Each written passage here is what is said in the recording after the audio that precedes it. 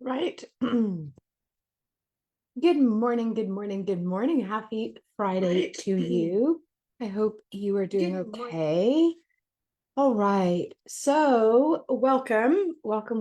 Today is day 5 of my free Calm After Cancer, the Fear Reset Challenge. I'm Melissa Merchant. I'm an integrative and holistic cancer coach, health coach, fitness trainer, ex-litigation lawyer.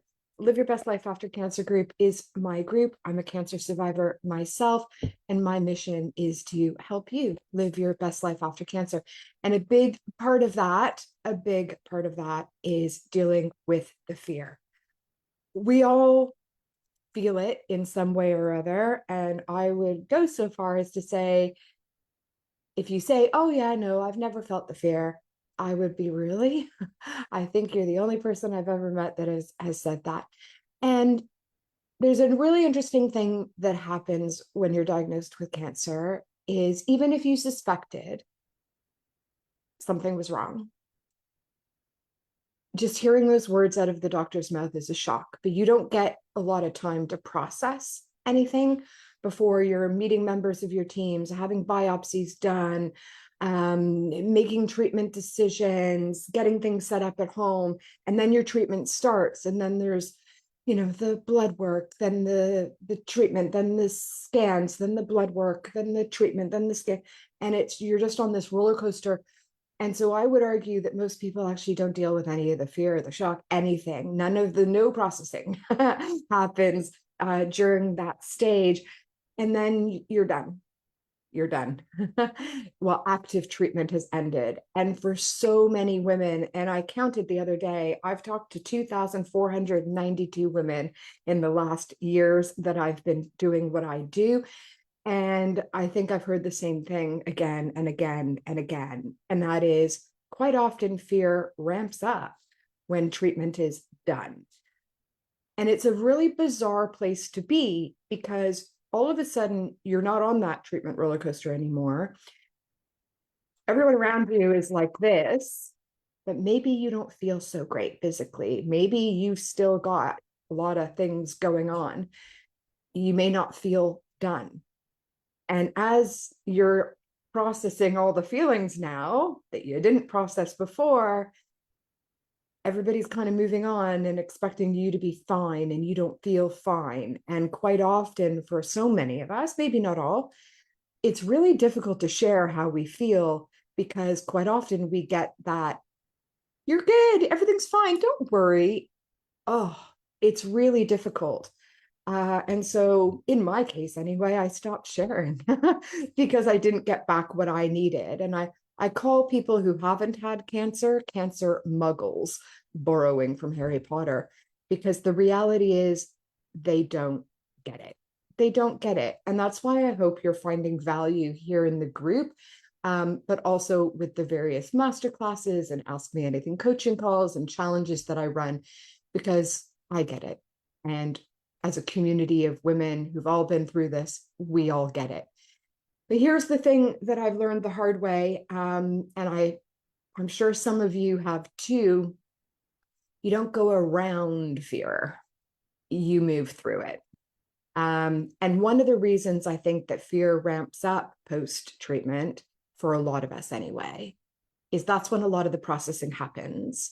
Just as the plan is gone, right? You had a team and a plan, but that plan was designed to kill your cancer.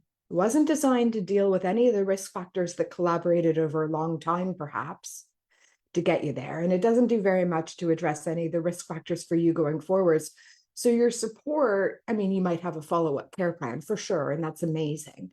But the support is gone in a large way, and your team is gone in a large way, except for the, maintenance stuff. And now you have more time, perhaps you're trying to negotiate, you're still feeling like garbage, and the fear ramps up. So many of us try to just get back to normal. I would argue that's not really possible. I hate the phrase, but new normal, because life is different. You may be different. in a lot of ways. And the biggest mistake that I made was pretending that I was fine. You don't go around fear. You have to move through it. And you have to practice moving through it, even on your good days, which is really what this challenge is about. I'm giving you a whole pile of little tools, bigger tools, because I want you to have these tools in your toolbox and practice them so that your brain knows, oh, we're supposed to find a sense of calm now. Your brain will immediately recognize that in the moment you really need it, if you've done the practicing, which is why I really urge you to do these little things, practice, do the micro groundings, do some breathing exercises. I've given you all kinds of tools so that when you really need them, your body and your brain know exactly what's coming, and that's to relax. You're rewiring your brain. You'll notice through this challenge that I haven't tackled the mindset piece of fear in a big way. I did on day one a little bit where I told you to think about it like false evidence appearing real. It's worry about something that hasn't happened yet and that you don't know is going to happen. You can choose to live your life according to what if, and insert doom and gloom statement here, like what if my cancer comes back, for example. Or you can choose to live your life according to what if it doesn't. I know I'd much rather be in that other category. But here's the second part of that. And this is hard, I know. But just to recap what I said on day one, I really want you to take all that emotional, physical energy that you're dedicating to worrying. You might not realize you're doing it, but man, oh man, that is a big tax on your brain and your body, right? That's a lot of energy. And dedicate that energy to doing something that will make what you're worrying about less likely. Get yourself a plan. Take back control. And let me be clear, if that's me, cool. Someone else, amazing. A book, great. Take action. Take action. Okay. So in your workbook today, on day 5, you'll notice it's all about consolidation. And I've called today integrate and carry on. Right? Today's about consolidation. And this is the bit that most people skip. Please don't. Please don't. We're going to pick what to keep, what to start, what to stop, and we're going to set up your support for scan weeks and results days. Now, I've just used scan weeks and results days as like typically stressful events where most of us feel fear. They might be other things for you. So don't think I'm saying only do this on scan weeks, only do this on results days. These are just examples to make my point clear. So why am I making a big deal about all of this? Why does consolidation matter? Well, brains change by repetition, not inspiration. You might have really resonated with what I said earlier and think, yeah, cool. No, that's me. That explains everything, how I'm feeling. Well, that changes nothing for you. I'm glad it resonated with you. I hope that that is the start of you understanding that now you need to do something, and you need to do something even on the good days. Brains change by repetition, not inspiration. So a good week is amazing. I'm glad if you're feeling amazing, I'm glad you're feeling amazing. That is amazing. But it's the repetition, even in the good weeks, that is going to set you up for success in the bad weeks or the bad days or the wobbly nights. Your nervous system learns by what you do often, not by what you did once with big fanfare, right?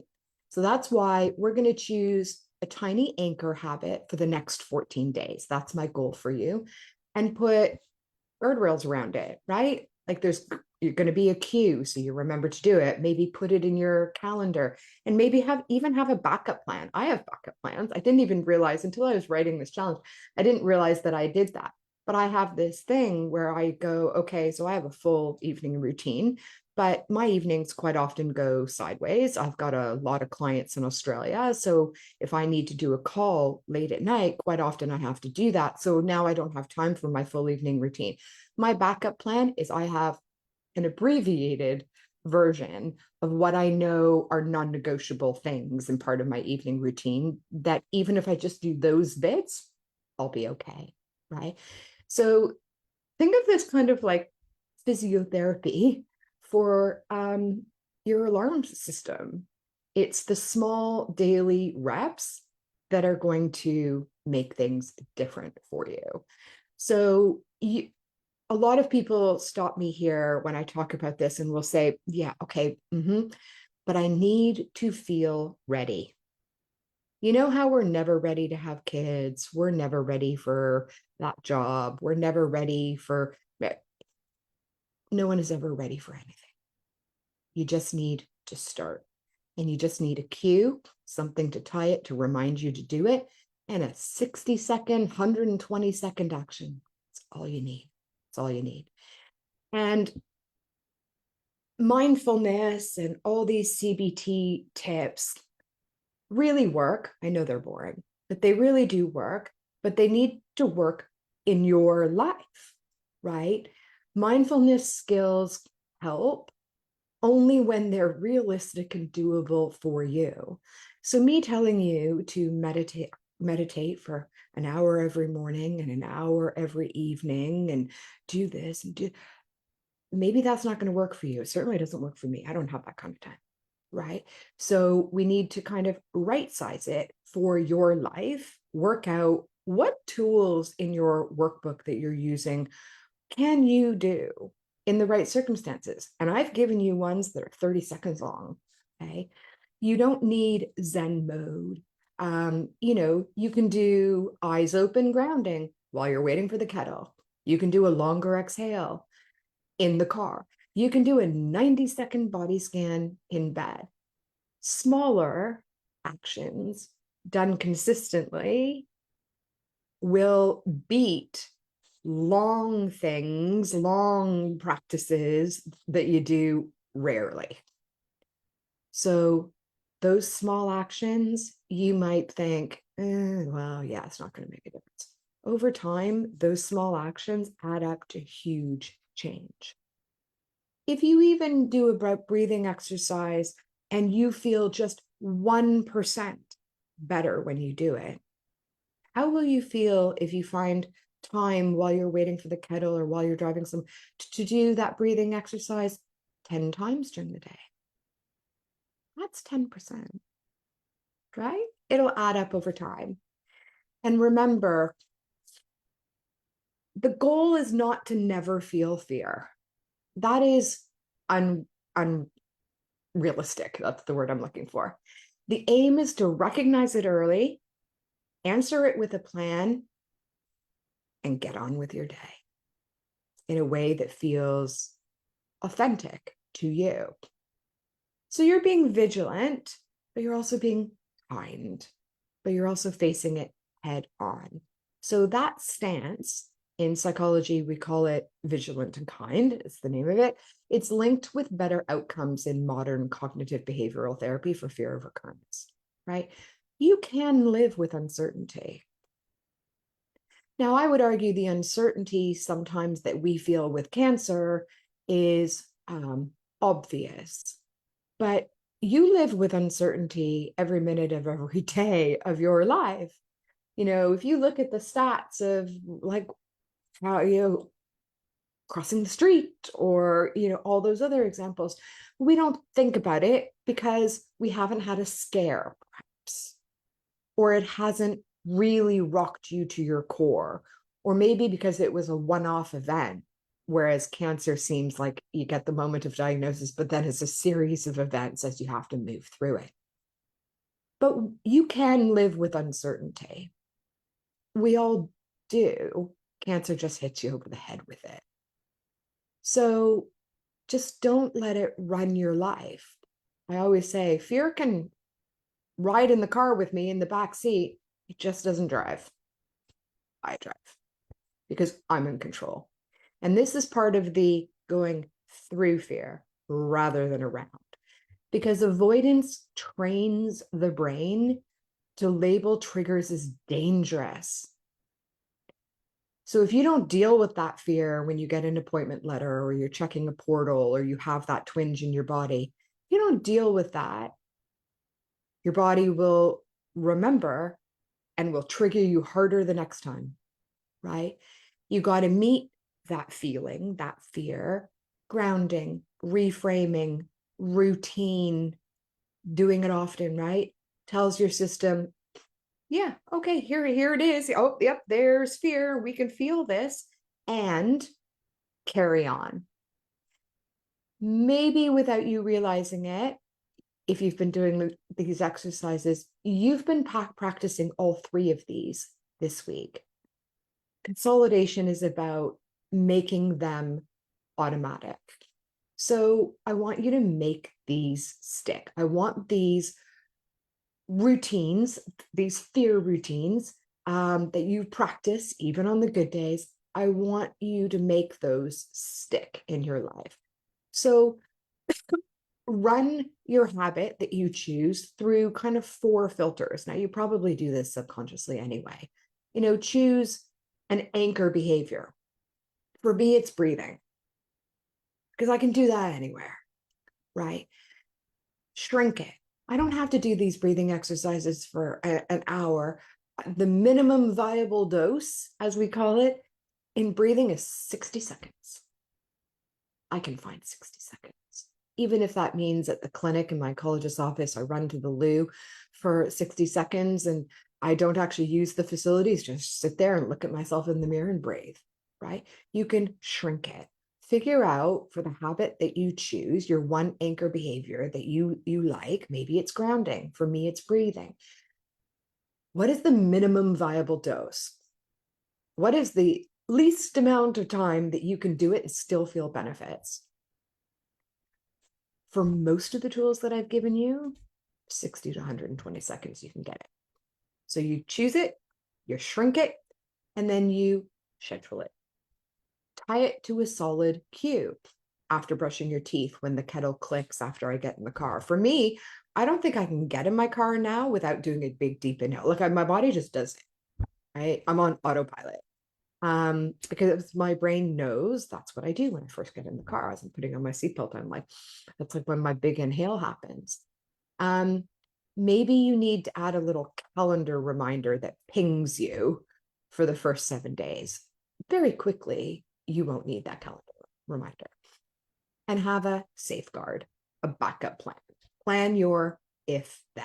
Like, if I have to hop on a call with a client in Australia at night and my evening routine goes whoosh out the window, I have my, well, if that happens, then I do this. Know what that is. Your brain loves clarity and certainty and routine. Give it to your brain.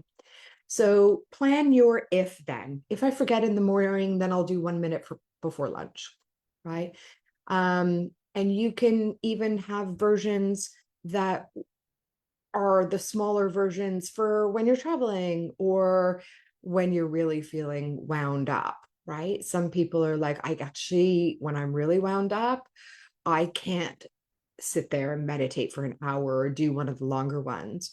But if you've practiced, then the micro ones will make a huge difference. So on day 1 in your workbook, you had 2 sliders, the rating scales from 1 to 10. I want you to do those again. These are data points, right? These are information, not judgment, right? Even a 1-point change matters.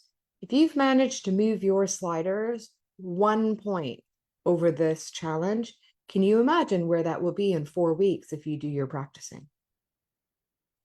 Are you worth that? I think you are. You need to decide that you are too, right? If there's no shift, that's useful information as well, right? It means maybe you haven't found the right tool for you, or maybe you were trying to do it for too long and it was too much for you. Doesn't mean you failed. It's a data point. It's information to make a better decision for you going forwards.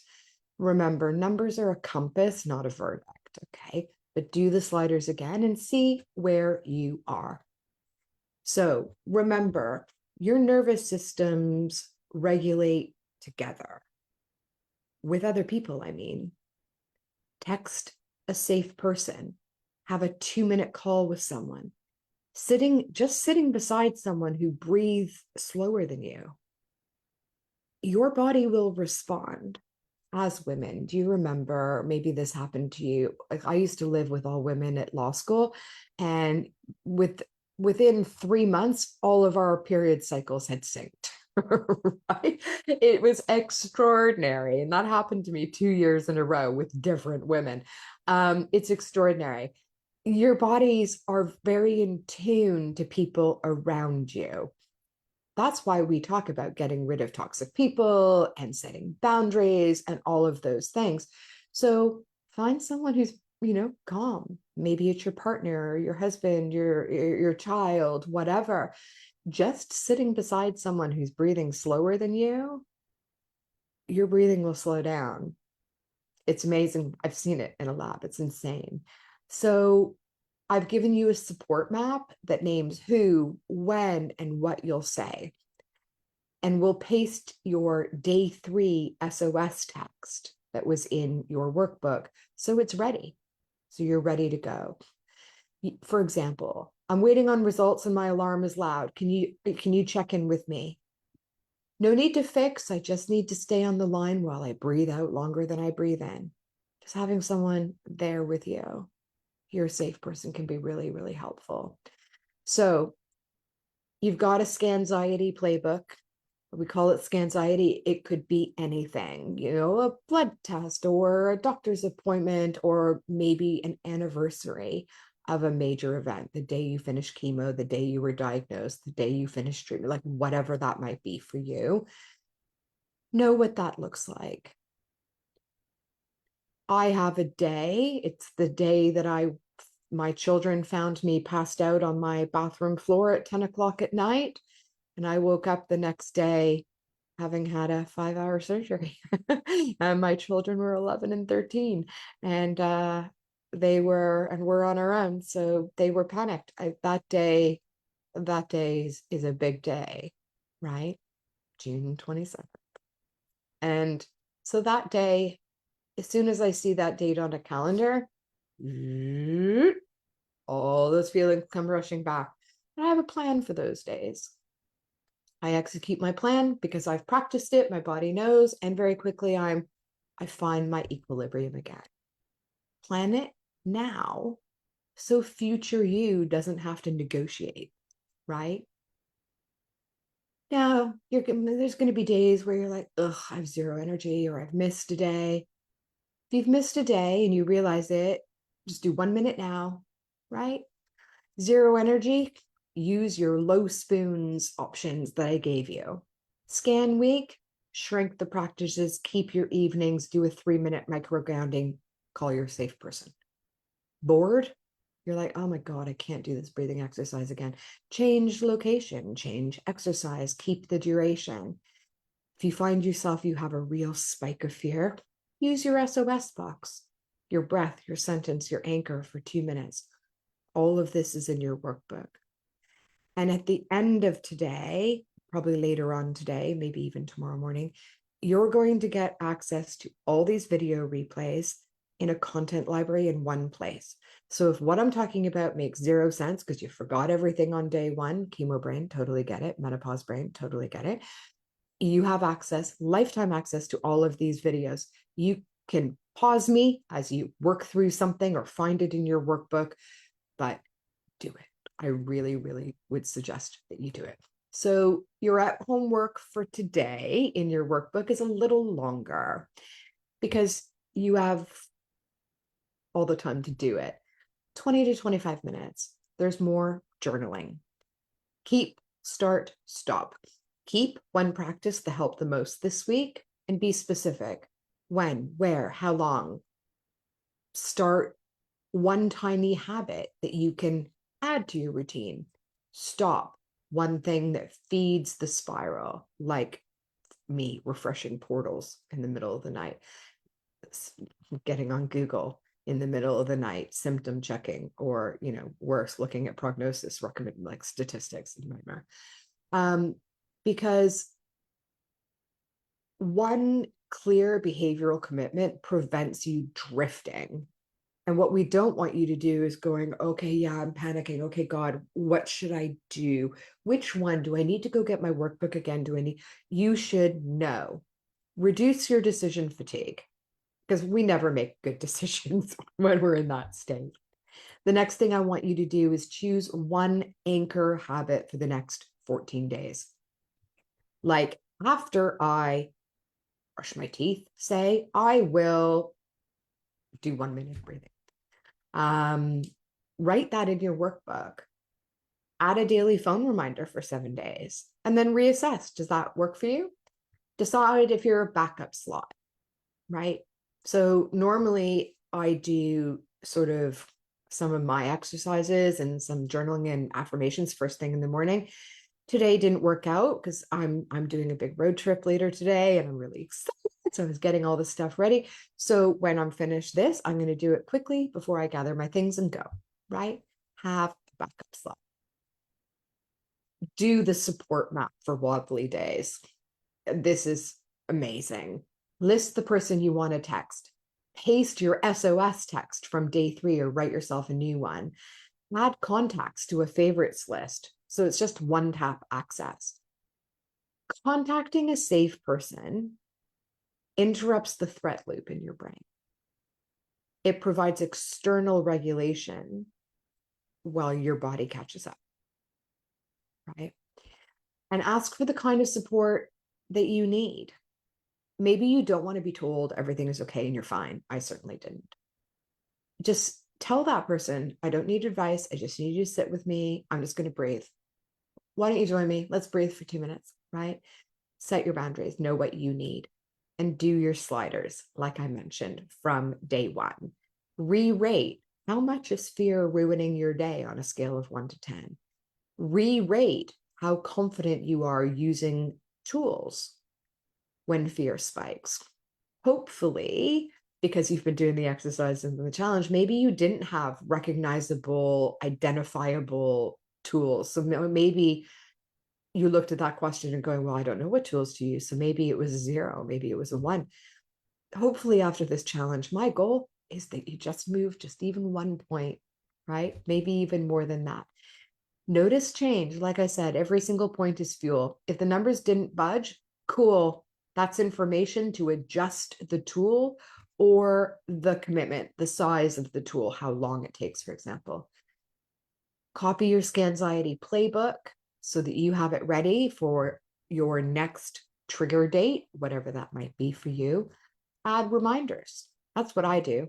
As soon as I book an oncology or an oncology appointment is booked for me, or I know my scans, I put that week, I expand my journaling time that I allocate. Now, for me, I have a very busy calendar. I have a team that runs my calendar. So I know if I don't block off time for myself, it'll be gone, right? So it can be really helpful. Do it when you're calm.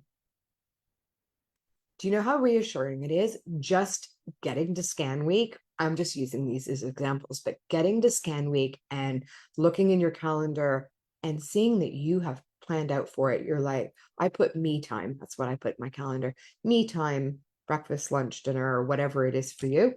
My brain just goes, oh, you got this. It's amazing. Do things now that future you will thank you for. And be grateful. Because when you catch up to future you can look back and go, oh yeah, you did good, right? That's what you want. Future you needs present you to sort this out. All of these tools complement, obviously. They don't replace medical care or therapy or medication if there's other mental health issues going on, right? That is a different thing and not what we've been talking about in these challenges. So I don't want anyone to think that these tools are for that, because they're not. Okay. So all week, you've practiced turning towards fear, you've named it, you've grounded your body, you've answered it with a fairer thought, and you're building a routine that fits real life, and you are practicing it so that when you're in the moment, your body knows, recognizes it, and immediately you're 10 steps ahead, right? That's how we get out of this emotional chokehold, not by pushing it down and ignoring it, but by moving through it with skill, with skill. If you'd like me to help you tailor these goals to your exact health, life, energy, don't forget, you can always book a 60-minute mini coaching call with me. I do not talk about my programs on those calls.